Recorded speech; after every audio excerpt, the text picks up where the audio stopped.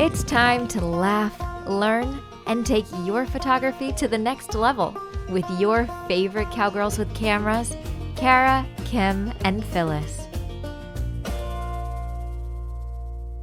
Welcome to the Cowgirls with Cameras podcast. I'm Kim with Kim Beer Photography and Be More Business. I'm Cara with Fast Horse Photography.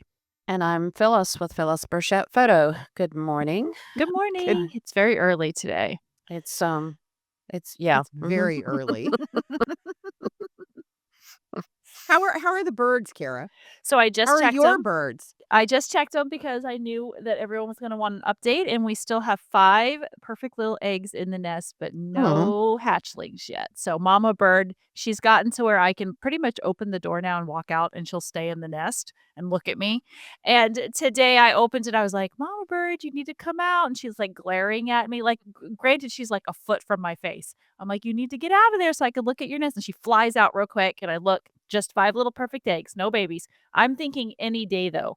I'm going on a cruise this weekend, and I think when I come back, there'll be babies. Did you write down the date that she started setting on them? No, I forgot. seems like it's been a while.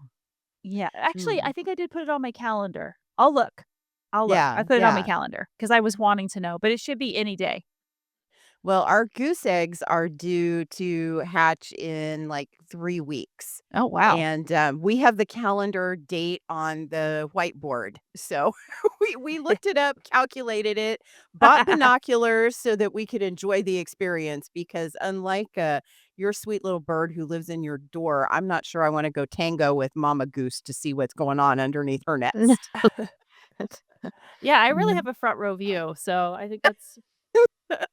And she's gotten to where she's just used to me swinging the door open and closed. Like, it's just part of the thing now. So it's wild. I keep telling Easton he comes home from school and he'll come in, he'll like bust into that door. And I'll be like, slow down, don't slam it. And he's like, oh, yeah, I forgot. Every time. Oh, yeah, I forgot. So I'm surprised they're not scrambled at this point. Poor little birds.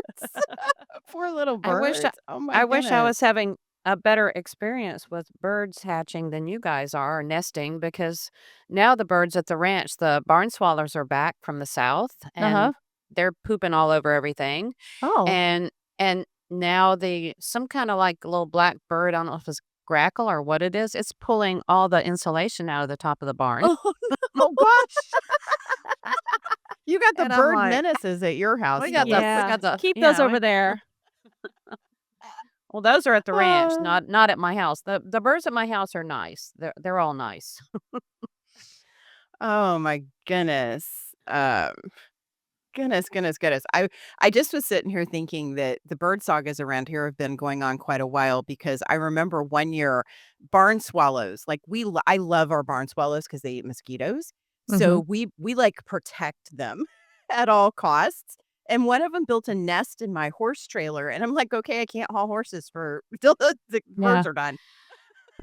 Well, I'm not talking one barn swallow. We have a whole, there's got to be 50 or 60 of them. That's wild. Yeah. Yeah, they always come back and nest in that barn, and they have their babies, and they get them flying, and then they're gone. They don't stay they stay like maybe month, 2 months. I guess about 2 months. Wow. Well, you know, spring has definitely hit in our world. Yeah. It sure has. Well, and speaking of communities of birds, how'd you like that segue? Nice. So after that awkward segue, we have a lot of things going on happily in our community: conversation, sharing of photos, getting to know each other. Yeah, it's been busy in there the last couple of days. Yeah, and it's so much fun to get to know people at a different level, kind of on a regular basis, and in a place that's dedicated kind of away from the distractions that happen when you're on social media. It's nice to get in and concentrate just on photography, and people are very like-minded, especially with equine photography. So I personally think that that's an amazing thing about our community and the sisterhood that is growing inside our community. And we do have a couple of men in there as well. I don't want to say just all women, but the guys that are in there are really cool. And it's a lot of fun to get to know people at a completely different level. I would agree with you. And I'm actually working on, based on the last couple of podcast topics that we've had, I've been working on some materials to put in there too. I got inspired this week, and I'm hoping to get at least one of them in there before I leave for this cruise this weekend. So, Oh my goodness. um, Well, that's not very long because we're sitting here recording this on a Thursday. So you need to kind of get on that. I know I leave tomorrow. Goodness, Cara. I Well, have. I have. Go ahead. Oh no, it's it. I'm good. I was thinking I was good to get my one thing in last week that was like my one thing for the month. Well, I'm waiting to be able to feel good about talking again. I had dental surgery on Monday and they pulled a tooth out. And frankly, I stay pretty well out of pain as long as I don't talk. If I talk a lot, it starts to really hurt. So, True dedication to this true cause by being on dedication to here. the podcast to sit here and talk for an hour. It Yep. actually takes a few hours. Like if I'm talking for 3 or 4 hours, that's when it starts to get Yeah. really painful, but that should tell you how much time I spend talking. I've got a lot of stuff I want to get recorded over the next few days. And hopefully, if I can rest my mouth the rest of today, tomorrow, I will be healed up enough that it won't be painful to talk. And I think it just has to do with the fact of how I hold my mouth when I talk. It's weird. I don't know. It's you know me and It's I love weird. to talk. It's not a it's not a good thing for me to be painful when I'm talking.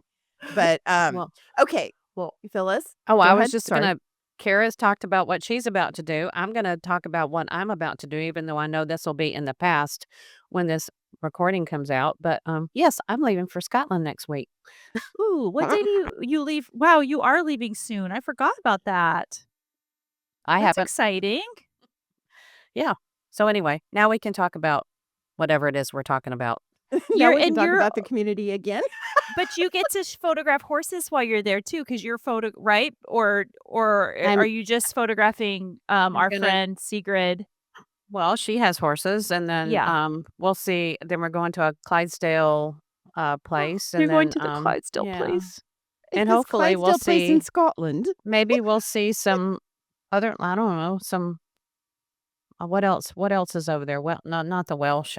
Yeah, Well, is that there's where the? Welsh, but there's those Yeah. wild ponies. When we went, and I can't remember, my dear friend Kai, who got married over there, she actually hired me as her wedding photographer, and I absolutely said yes because it included a trip to England for Nick and I. And he videoed for her, but they took us on a whole tour and we took photos of like wild ponies in these beautiful hills in the north of England. So, and I don't know whether you'll get to that. I don't know. It's going to be amazing, though. I'm wishing you the Yes. best time and can't wait to see your pictures and, tell our friend Sigrid that you said hello, that we all said hello. That's gonna be amazing. Yeah, I mean, it's a sister trip, so it can't be all about photography, Oh, even gotcha. though Oh, even though I want it to well, be. well, you can get your sister into photography. Oh, well, she has a very good eye. She just would rather point at something and tell me to take a picture of it. Take a picture of that. That's a different thing for you, isn't it? It's okay. That's interesting. Yeah. Interesting.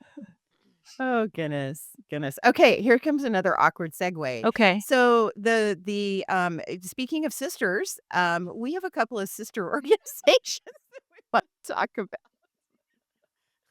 Since we keep getting off topic, you're doing a really good job of forcefully dragging us back to it. Good job. Oh goodness. So there are two organizations that we all three are deeply involved in and love to support. And that are also involved in kind of joining into our community as well. And those are Equine Photographers Network, which we have talked about on this podcast a few times, and then Cowgirl Artists of America.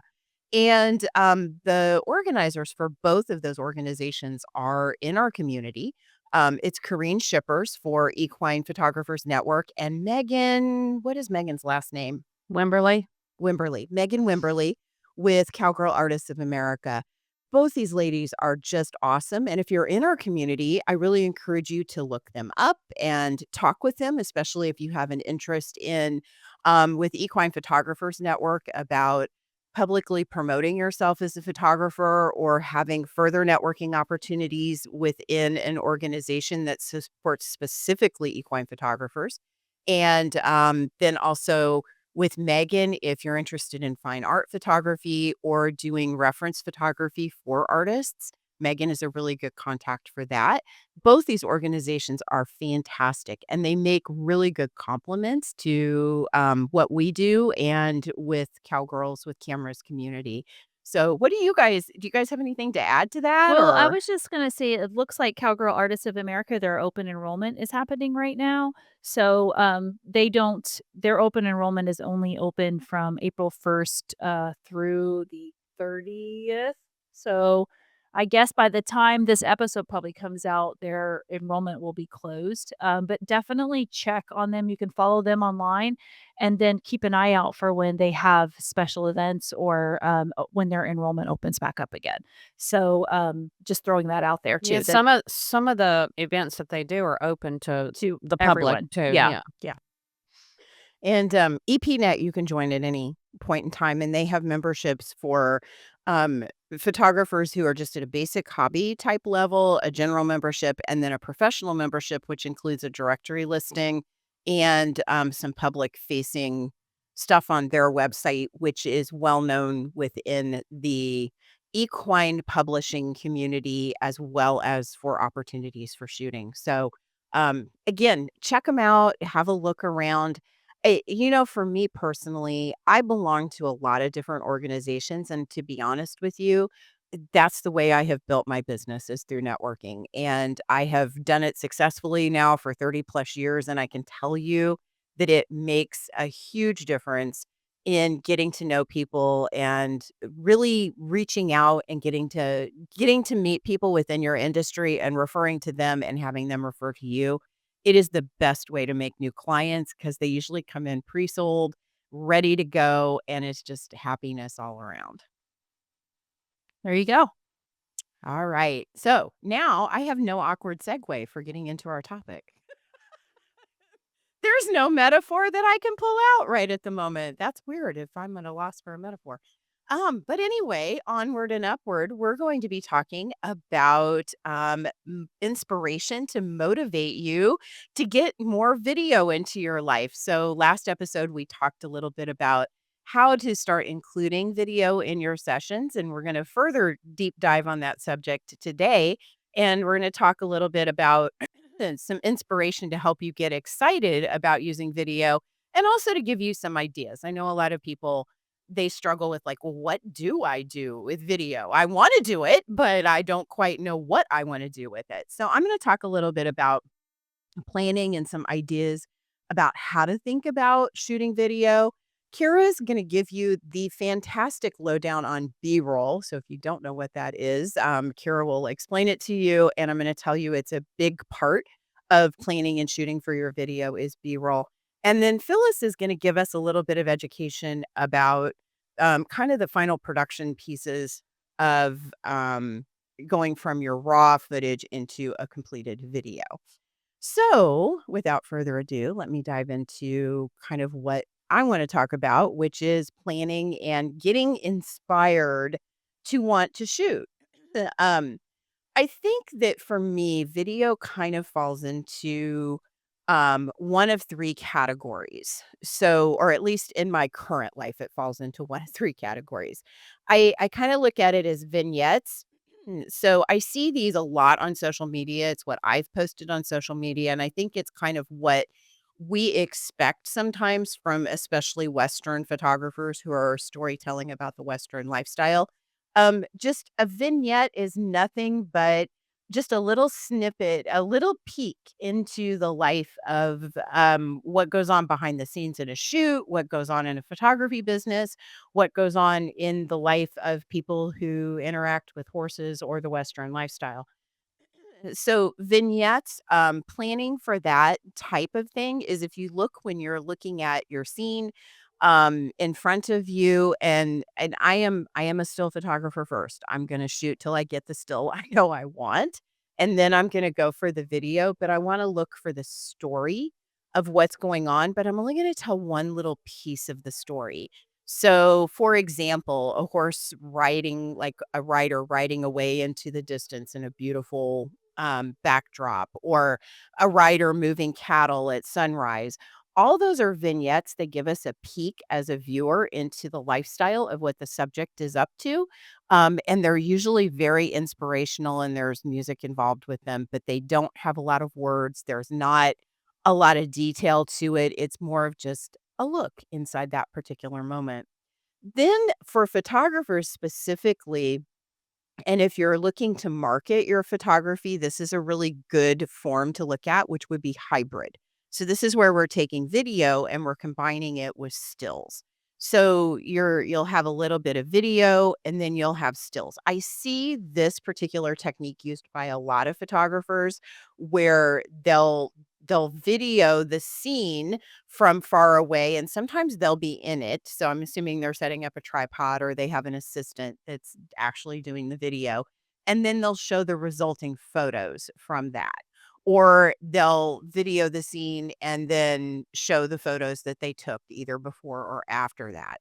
And hybrid can be really nice in illustrating what it is that you, as a recipient on the photography and, like, say, a client or a company or something like that, would receive from the photographer. So it's a good way to promote your business. So that's another inspirational technique to use.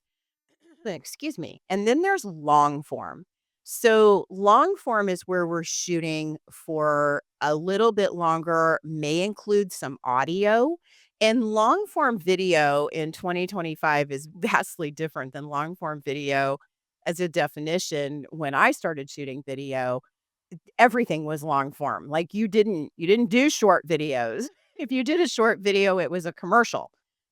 Today, long form video is video that's over a minute.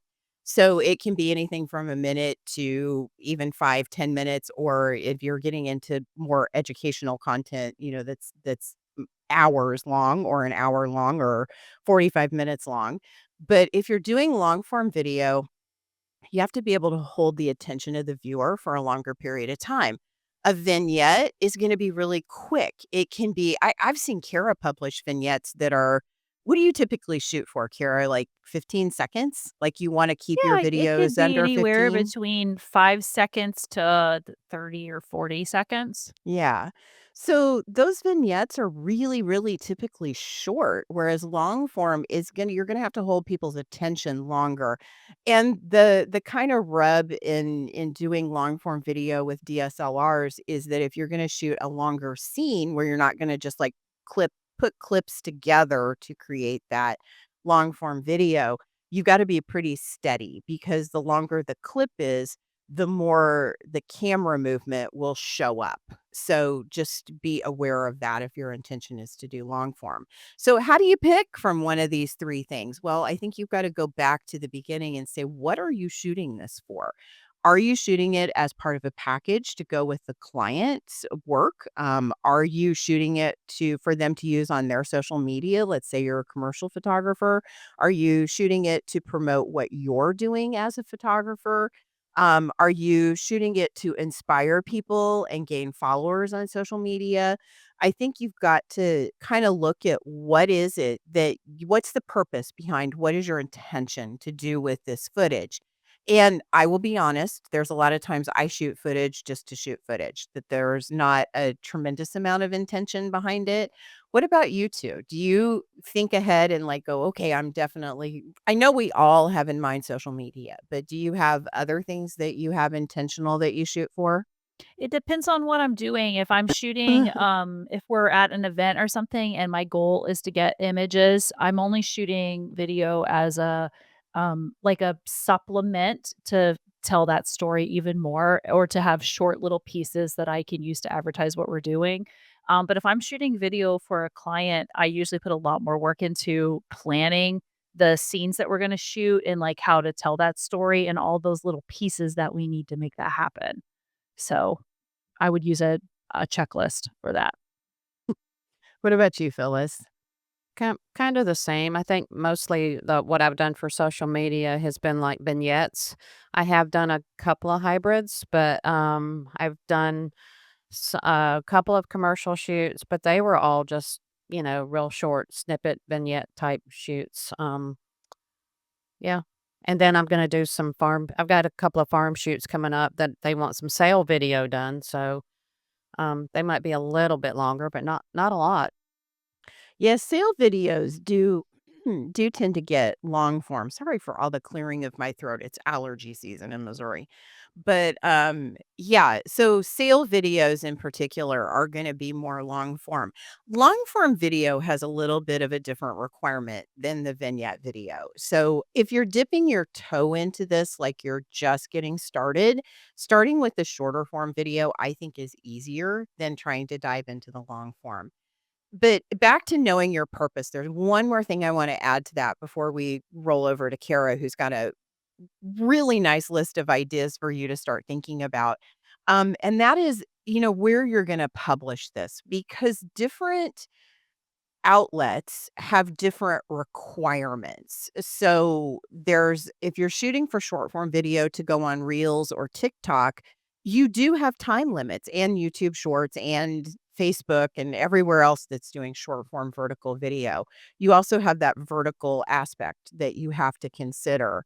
If you're doing longer form video, you may not, if you're doing it for YouTube, you may want to have the horizontal and you may want to have a dual purpose where you have to shoot it horizontal, but then for the vertical video, you crop it in post so that you have the vertical video so you can use it in both ways. And developing a good sense of how to keep your subject um, well aligned in an image so that you can carry it from short form vignettes for vertical video up into longer form stuff in horizontal is an art that takes a little bit of practice, but it's excuse me, definitely doable. So, but do know the time limits for the platforms that you're going to be publishing on, what type of video they need, whether it's vertical or horizontal, that's going to get the best attention. If it is in horizontal, is it going to translate in the smaller screen? Because by the time you reduce it down to go into a vertical space, then you're going to be problematic, or do you have it in a way that you can crop it and it still makes sense so that you can fill the frame in vertical? And then also, what is the purpose, the final purpose of why you're doing this? Like, are you marketing your business? And then look at the video and ask yourself, is this something that a client would see value in hiring me for, or would be inspired to want to have me come work for them? Or if you're doing it for a business as a commercial purpose, does it sell the product or service that is being shown in the video? So definitely some things to consider along the way. I Awesome. I guess it's my turn, or It is your turn. you gave me Sorry. the eyeballs. No awkward segue not happening here either. Take it away, Kara. So, I when I think about the video that I've been shooting a lot recently, I think about it as B-roll, as the supplemental video footage that I create to support the images I'm making at the time. And I'll be using that video for a couple different purposes. I use it in the slideshows when I'm showing the images. So I meet with all my clients, we look at their images in a slideshow, and it's really nice to be able to have the images that we created intermixed with the video footage, the little snippets to kind of just really bring home the emotion of that moment. So I'm real strategic about making sure after I get the shot, I shoot a video clip of that as well. But I'm also using B-roll footage to show. I use it a lot on social media. We use it for Cowgirls with cameras just to show what we're doing out in the world, you know, from, day to day when we're out there. So, Kim just talked to you a little bit about kind of a plan, kind of thinking through what you're shooting, defining it, what you need to consider when you're doing it. But I want to think a little bit more about some of the things that I'd suggest in terms of just getting the shot. So, a couple things to consider is, I'll do the same thing. I'll stand in one spot and I'll shoot the video. I'll shoot the scene, still images, and then I'll shoot the same thing in video. But when you're shooting video, you can do just like when you're shooting photography. You can get creative. You can shoot wide shots. You can shoot close up. You can get low. You can shoot high. You can do time lapses. One of the easiest things to do is set your cell phone up for a time lapse video and shoot what you're working on.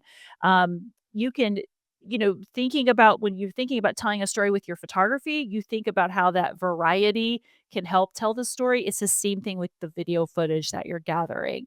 Having that variety can really keep your video footage just more engaging. So definitely start out by just trying to move your feet, try a bunch of different camera angles. Um, the other thing you can think about doing is moving the camera. So just like with your photography, if you're panning a scene or you're doing intentional movement, you can also move the camera with video to change things up. So don't just stick to those fixed video shots. Use pans, tilt your camera, track your subjects. Finding ways to add movement and energy is a lot of fun with video. If you're filming yourself, which I do that sometimes where I'm filming myself walking towards the camera, walking by the camera, just to add to the story that I'm trying to tell. You can do things like walking through the frame, putting up a tripod, just anything to like get yourself into that scene too. I A couple things I suggest, things like I mentioned getting close. So get those close up shots. So think about what are the relevant objects in that scene? What are the actions that are happening in that scene that I want to make sure that I capture? So think about like buttoning up a shirt or zipping up a jacket on a cold day or tying, a wild rag, saddling a horse, just what are the details of that you can capture? Film entrances, film gates, film signs, film exit locations or subjects, just to put things into context, like where are you at on that scene? Um, I often forget about this part, and sometimes I find myself when I'm leaving a location, I stop and shoot the entrance of the place as I'm heading out the gate. After I pack my camera up, I'll remember, oh, shoot, I got to get the sign. And I'll pull over and grab the sign on my way out the door after a shoot. Um, so I would suggest also thinking about things in terms of shoot in sequences. So start with establishing the shots that you need and then move in to shoot that same scene up close, at a medium distance, you know, um, just really doing whatever you can to kind of help tell that complete visual story. And then consider the order in which these actions happen. So capture each step for smoother editing down the line. So if you're photographing someone saddling a horse, capture them throwing the blanket up over and positioning it. Capture them tossing the saddle over. Capture them tightening the saddle. Capture them bridling. Capture them adjusting the reins. Like these are all things that you can capture to tell the story later. You may not use all of it, but having it is better than not having it. Always shoot more than you think is necessary. It's always better to have like way more than what you need. And you may end up using it somewhere else. I'll find myself thinking about like, where do I have a scene where I've got someone's hands, tightening a saddle that I could put in the place of because I didn't get that at this other location. So I can make it work. Um, so I do have a whole bunch of like B-roll ideas. I have a kind of a general list and then I want to put what I'm putting together right now is actually something that's going to go in the community, which is going to be kind of a big list of B-roll ideas that photographers that are thinking about adding some video footage to their sessions can start to consider that maybe they didn't think about before. So for those of you that are in the community already, you'll find that there. So here are some of my favorite ideas. The first ones are about like establishing the location or the environment that you're in. So think about like this could be a detail shot of a broom sweeping hay across the floor in the barn. I recently did a time lapse video where I was hanging up my backdrop in a barn and the chickens were walking by in front of the camera and it was so stinking cute. And I just felt like that was a great location scene. Like this is the environment that I'm in. I'm in a typical farmyard, situation, and having the chickens walk by was adorable. You might film like the sleepy barn cat. Every barn I go to has a barn cat that's milling around. Film the barn cat sleeping on a bale of hay. Or even something like a steamy horse after a ride. So they pulled the saddle off. Like that sets you in the location. Okay, I'm at a farm, I'm at a barn, I'm at a stable. And then, of course, I mentioned details, but shooting those small details, things like the close up of the hands. You could think objects like I think farrier tools, for example, like those objects that are part of the work. Textures related to the story, so maybe buckling something, a mane kind of floating in the wind, a hand running through a mane. Snowflakes landing on a horse's coat, a detail shot of a horse's eye, maybe a steaming cup of coffee sitting on a fence post, a lead rope looped through a hand, a horse ear flicking forward. These are all little tiny pieces that you can grab that you can add into the bigger picture. Um, I like to think about videoing the work of horses. So maybe brushing manes and tails, braiding up a mane for a show, picking out hooves, saddling, adjusting the stirrups, a bit being placed in a horse's mouth. All of those little pieces, when we're shooting photography, sometimes we think to photograph these things. So if you photograph it, ask your client to do it again for video or capture it in the moment for video as well. I mentioned time lapses earlier, but I think that's such an easy way to get yourself at work. So I'll set up a lot of times my cell phone somewhere, and then I'll go out and forget and just be working and shooting and doing my thing while the time lapse is happening. It's such a cool way to show yourself at work, show the sky movement, the sun, moving in and out from behind the clouds. It's just a fun way to add something to an easy way to add video to what you're doing. But you can use it for, moving horses. If you set up something where you're riding a horse in the arena or you've got your client riding an arena, you could be shooting, but also have your cell phone set up to video time lapse at the same time. Filming entrances and exits or transitions. So maybe someone leading a horse across the scene, someone walking down a barn aisle, someone mounting or dismounting from the saddle, and then or leading a horse through a gate. I would tell you the video that has made me the most money as a stock video is someone mounting off a mounting block onto a horse. It's just a 3-4 second clip of someone stepping into a stirrup and throwing their leg over. That I will license that all the time, and it's just a single video that is so simple, but it's being used over and over again as someone kind of starting out, like they're heading off on their ride, heading out on their adventure. And then, I think about things like, wardrobe elements too, so zipping up boots, buttoning a jacket, putting on riding or working gloves, zipping up your chaps or your cheeks, just having something, kind of anything that has to do with the wardrobe or clothing. So this is a really short list of ideas, but I wanted to throw it out there because for those of you guys that are driving around in your car listening, hopefully it's inspiring you. I do want to say there's a couple people that I take a lot of inspiration from. The first, of course, is Natalie McFarlane, who Phyllis and I have both mentored with and follow her work online. And the video footage that her production company puts out is really inspiring and gives me a ton of ideas and really makes me think. Um, there's also someone that I found on Instagram that I followed for a long time. Her name is Ali, Alli Forsyth. It's Forsythe.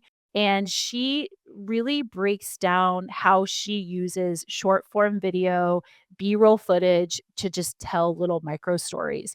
And I take a lot of inspiration from her as well. So highly recommend you guys following both of those people and checking them out online. And I'm going to roll this over to Phyllis unless you guys have anything that you want to add. I want to add something Sure. just really quick before Phyllis gets into production. One of the things that I think that helps you with this process for inspiration is to start looking at movies and television and the things you watch on social media through a different lens. So instead of looking at it as just someone there to be entertained, start paying attention to how they tell the story. And particularly really well filmed movies, um, it so I'm a big fantasy fan. I love, Lord of the Rings and those kind of movies. I watch the movie work that the camera work that they do in those, and it's if you watch it through the lens as I'm going to create something in video or with moving images, and watch it through that lens instead of watching it to be entertained, you get a lot of inspiration from watching just the things that you would normally watch in a day-to-day situation to take to your own work. I I agree with that, Kim, and I also think that don't discount it.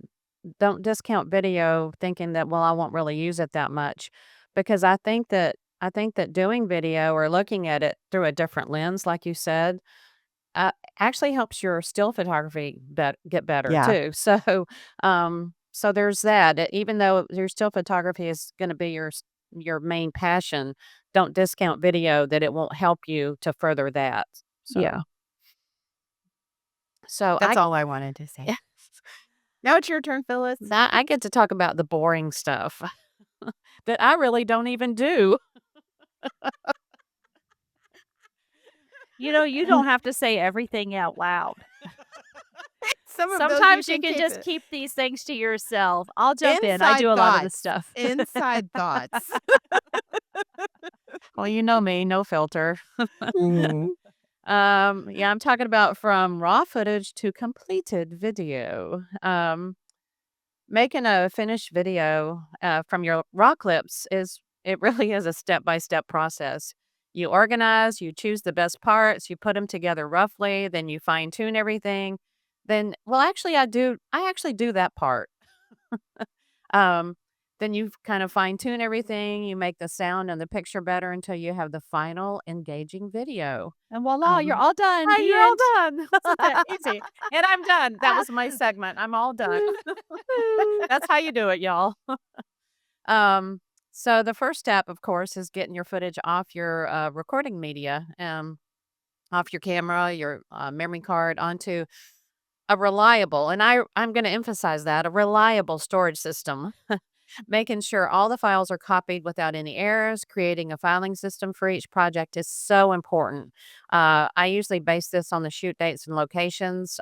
You can get even more detailed and rename your clips with descriptive names, which I think really helps when you're starting to put things together so that you don't have to go in and look at each one to know what it is. You'll have a name for it that tells you what's in that clip. That'll be easier to organize.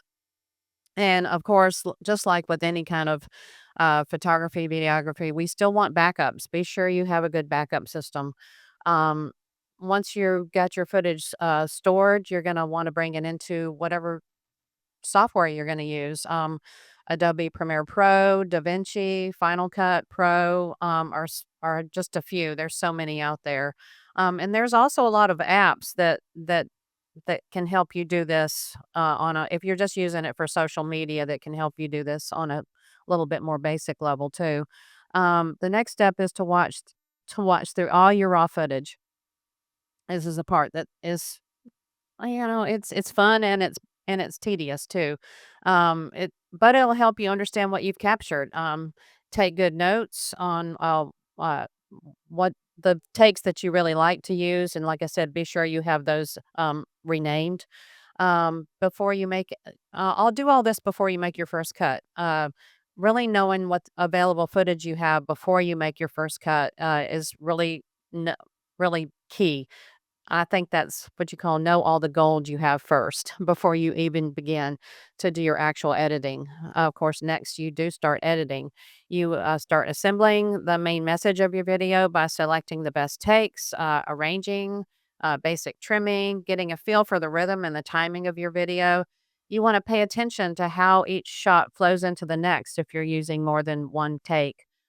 You want to be sure that you're creating a visual interest and conveying emotion. I think that's the biggest thing for me is I try to convey some kind of emotion with every video that I want to put out there. Storytelling is really important and engages the audience on a higher level. But this is the stage where your storytelling really starts to take shape and the video starts to become more polished. Um, I think I think good audio is crucial. If you have recorded separate audio, you want to be able to synchronize that with your video. Um, Make sure that you have consistent volume throughout the video. You don't want it, kind of going up and down. If is noise reduction needed to remove any unwanted background noise? You have to keep that in mind. Add music or sound. What I do is I don't even use anything that I've recorded. On the rare occasion that I may have like a thundering herd of horses, and that's really cool audio, so I'm gonna keep that, and I'm probably gonna use that instead of sometimes I'll use that instead of music just because what's happening in the scene, the sound that goes with that or just the sounds of nature sometimes are nicer than adding music to it. That is your audio. But most of the time I'm adding music or some people do add sound effects. I haven't done that yet, but to enhance the mood and add some impact to the video. And one note is to always make sure that you have the necessary permissions or licenses before adding any music or using any music in your video projects. There are several royalty free uh, sites that you can get on. Soundstripe is one of them. And of course, if you're doing Instagram, you can use their music that's already been approved. I don't do this, but I think Kim and Cara kind of getting into the color correction and color grading. That would be one more aspect of getting into it. Of really polishing your video is getting into fixing the color correction. You're fixing any inconsistency in exposure, the white balance, the overall color between different shots to create kind of a uniform look overall. The color grading, of course, is creatively enhancing the colors to achieve a specific mood, style, or even a cinematic look. That's kind of the thing these days too, is the cinematic look, which you have a cinematic feature on your iPhone to use as well, if you'd like to do that and keep it simple. Or at least I think most of the later models do. You Um, don't color grade your video footage? no, You have someone else do it? I have someone else do all my video Oh, stuff. okay. No, I was like, do you just share it straight out of camera? I was It's trying to figure I was just trying to understand that. I don't personally do any of that. I don't Uh-huh. and so far I haven't You have really I don't I have even know that people for that. No, I have people for that. I I have don't even people know for that she that. does a lot of color grading or color correction either. Oh, okay. If you don't shoot in C-Log, like Yeah. if you're shooting just straight up in Mhm. whatever the default setting is in your camera, color grading is not always that Yeah. necessary. It comes in it's absolutely positively 100% necessary when you do C-Log. If you like to alter it, it's better to do it in C-Log because you have more latitude. It's very similar to Can you shooting in explain RAW. to people what C-Log is, Kim? Well, it's a type of shooting that allows for more It's kinda like latitude. raw. It is kinda like RAW. Mm. Mhm. It's a very similar concept to RAW in still photography without getting too technical. And it does allow you more latitude in being able to enhance your shadows and highlights, as well as, bring out depth of color. I think it's fascinating to do color grading, but it very similar to when you shoot in JPEG on any still camera. When you're shooting with the default settings in your camera, it comes out kind of already color graded. Mhm. And I do wanna mention along with that, if you do shoot in the 120 frames per second, you do not get audio. Like, it does not your camera will not do audio there. You have to do audio on a separate device. And there are devices that are created to be able to capture the audio that goes along with that, and then you have to match it up and change the speeds of both things. So what I wanna just caveat that with is if you have somebody who's talking, 120 frames per second is not the best way to capture that because you have to sync lips with sound. And that is harder than it looks. So it's a consideration that you've got to get Like I said, together. just call Phyllis's Yeah. person and hire them to Just do it call for just you. call your Well, people. and I Just don't call a think person. if you're shooting somebody talking, you don't want to do slow motion video of No. them anyway. So No. Exactly. I just want people to be prepared though. Yeah. If you shoot a bunch of stuff and then you're like, "Oh my gosh, where's the sound?" Mm. It does not record the sound at Yeah. 120 frames per second. However, it does at the default settings in your camera, which, by the way, this is one of those things that I sometimes get myself in a little bit of trouble for saying, but when you're starting out, use the program setting here. It is totally okay. You will get good usable video that you can use on social media. You don't have to start out at the highest level. Stair step yourself into this. Definitely. My understanding as well, though, is to shoot. If you don't shoot at, you can't. If you're shooting at regular speed, you can't slow that down. But whereas you can take that slowed down and put it to regular speed. No, you So can't. You it's can very still similar to resolution, you can right? still slow it So down. you can, it's just not as It's pretty. not as pretty. Yeah. Well, I guess that's what I meant. Yeah. Yeah. Okay. I guess I just want to, of course, Sorry, I didn't mean to interrupt no, with all that, but I was surprised you said that because I have I have a person. I just But didn't realize that you were just like I just I thought that maybe you did I just didn't know.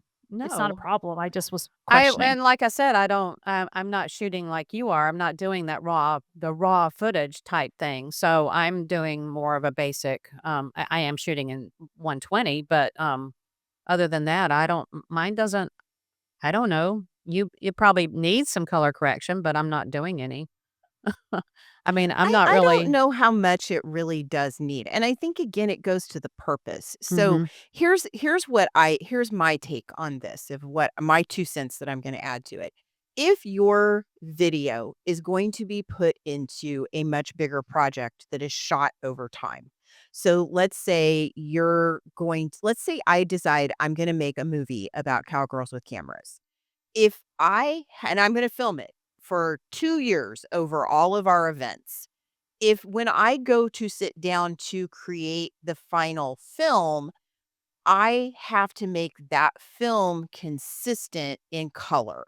If I shoot everything in C-Log, I have the Right. latitude with that to be able to consistently color that video across the board. If I'm going out to just shoot for social media clips, and those clips are never going to be put into a bigger cohesive project shot over time, I really don't need to have that extra step in my life. So it goes back to what I was starting out this conversation with planning and what is the purpose for what you're doing. If you're doing something that is a much larger contained project, then you really need to have the ability to make that footage look consistent. Think about when you're watching a TV show and the coloring system is very consistent across the board. And some TV shows, like I love the FBI shows, those have a certain like filter put over the top of them that give them that FBI kind of look. You know what I mean? So that's really important. And C-Log allows you the latitude to be able to do that really effectively. If that's not something you're going to do with your footage, you don't need to worry about that. It's an extra learning curve and an extra Hmm. step that I think is fascinating, but not everybody is going to find it that interesting. And it's perfectly fine to just shoot it the way it is. Yeah, and I'm not doing that. So I mean, Yeah. what I'm doing, the color looks fine. So Yeah. Yeah. Exactly. Exactly. So you got to kind of temper with what you're up to, mhm. what you're up to in Yeah. this process. And of course, the final stage is just uploading your video for its intended audience and platform. If it's social media or for client for a portrait shoot, or if it's like sale video, that would be your final. And I just would like to, and this does apply to me, even though I'm sending my footage out for somebody else to work on.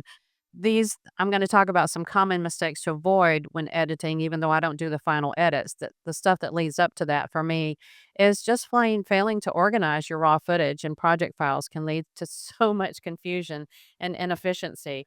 I know that from past experience. So Oh, I have that problem right now.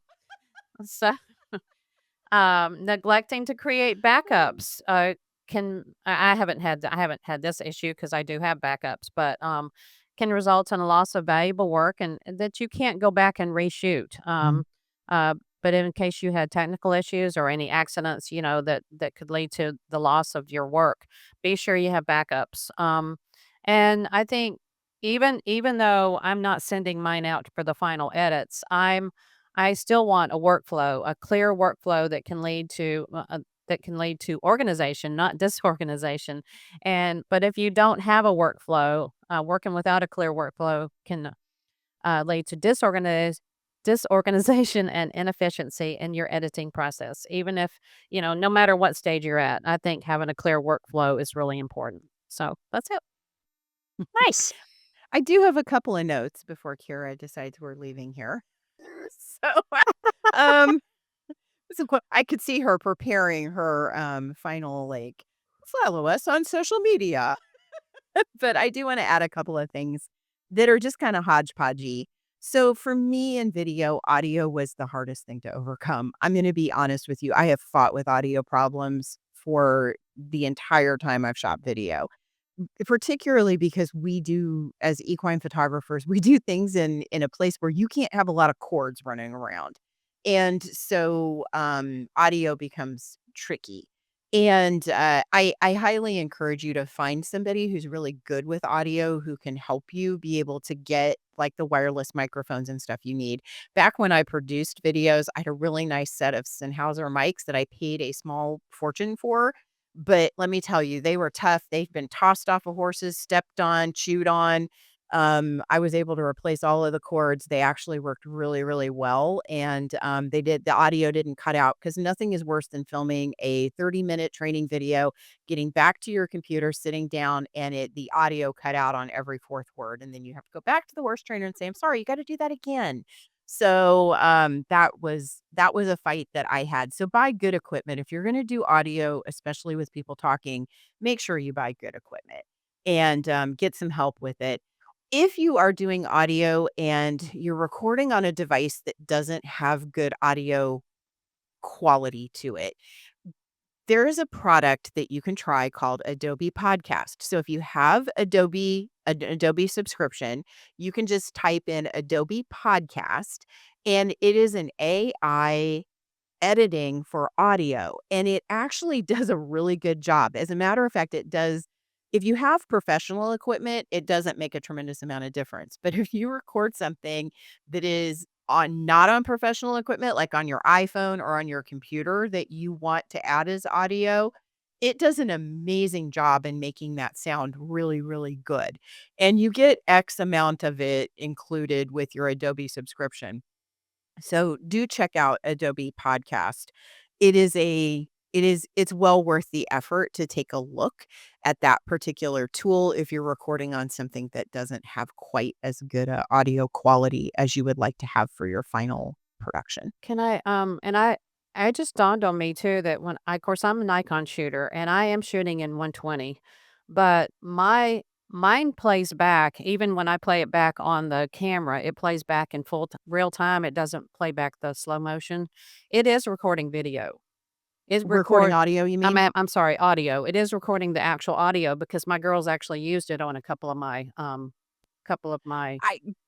I don't know. Mine does not record yeah. audio. I'm Does just yours, saying Kara? for mine it does. For Nikon it I does record the don't. audio. When I put my Canon, the R5, and I'm assuming the R3 because she's doing a lot of video on the R3, it does not record Yeah. audio at the 120 I'm frames per I'm just second. That using It's sounds like a silent. mystery we need to I'm unravel. just talking about my experience with Nikon. Yeah. And then Yeah. one more note, and I hope this is okay to add, because I referred Cara to Mark Smith's it's a wildlife video editing masterclass, but it's with Adobe Premiere, but everything he does is totally relevant to what we do. And I think you're really enjoying it, aren't you, Cara? Yeah, I was looking for something just to kind of make sure because one of the things I learned is I knew more than I thought I knew, but I also it like filled in some gaps and I was looking for some kind of online thing that I could go at my own pace just to kind of fill in some of my gaps. And I have been really enjoying. I've almost finished it. I'm on audio right now, actually, and I've learned a lot from it. So highly recommend it as well. And I appreciate the referral. Yeah, maybe put that in the show Awesome. notes too, if Sure. yeah, for Mark Smith. We've given people a lot of things to think about today. Yes, we have. With that being said, we hope you've enjoyed this episode, and you can find us online at Cowgirls with Cameras on Facebook and Instagram. And if you are thinking about joining us somewhere out in the field, head over to cowgirlswithcameras.com. If you go to our events page, you can see all of our upcoming events. And you can also, if you aren't in our community yet, but you're like, you know what, that sounds like something I need to check out, you can navigate there from our website or just head to Cowgirls with Cameras dot community, and you will find us over there as well. So thank you. Thanks for listening to this episode of Cowgirls with Cameras. Don't let the laughter and learning stop here. Join our community on social media and be sure to visit our website for more opportunities to fulfill your photography goals. Head to cowgirlswithcameras.com. That's cowgirlswithcameras.com. See you next time.